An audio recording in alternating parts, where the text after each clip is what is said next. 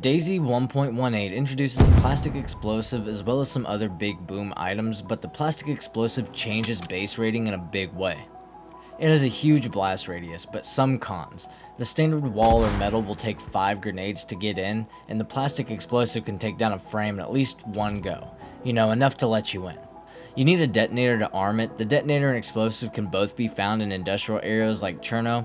I found the explosive up off the ground, so do keep that in mind.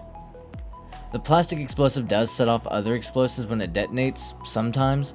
It seems a bit bugged, so it takes at least 2 goes to destroy a whole wall. You can disarm an IED or the armed explosive with lockpicks, screwdrivers, pliers, and knives, but they ruin the receiver.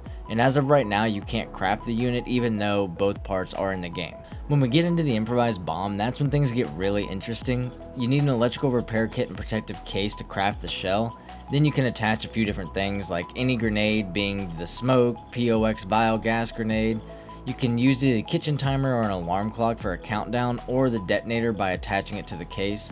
I do find the best practice is to first place the case on the ground, then attach the grenade, set the alarm or timer, then attach it to the IED. By itself, it excels at blowing down a single or sometimes even multiple walls. There are some questionable things I hope to see changed sometime.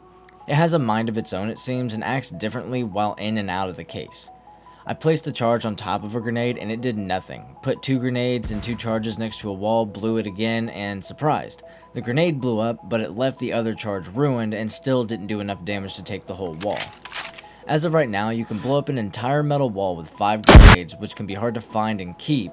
I was hoping by adding 2 plastics into the kit, it would just blow up the whole wall, but to my surprise, it didn't. And that got me thinking why. I assumed the same thing of the charge being ruined happens while it's in the case because it caused the same damage to the walls. Now, you can mix and match what explosives go in the case, and that got me thinking.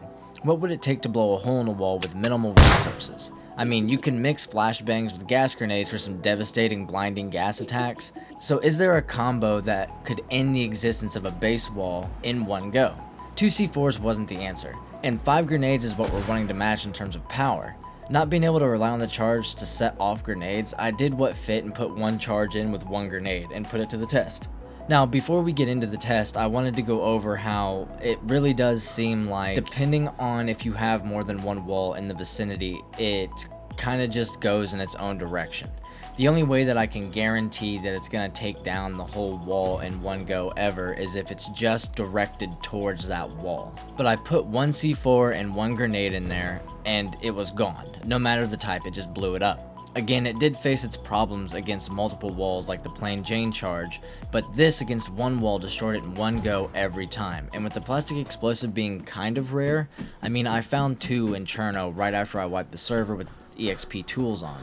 1 grenade and the bugs that surround the impact radius, this seems like the base rating god weapon. You're not going to waste time or grenades or a charge trying to blow up more than 1 wall. If you just add the case in, throw the charge in, throw the grenade in, you can guarantee 1 wall to go, at least while we're in the experimental phase. This is going to change DayZ PvP, and I think vanilla needed it for a change of pace.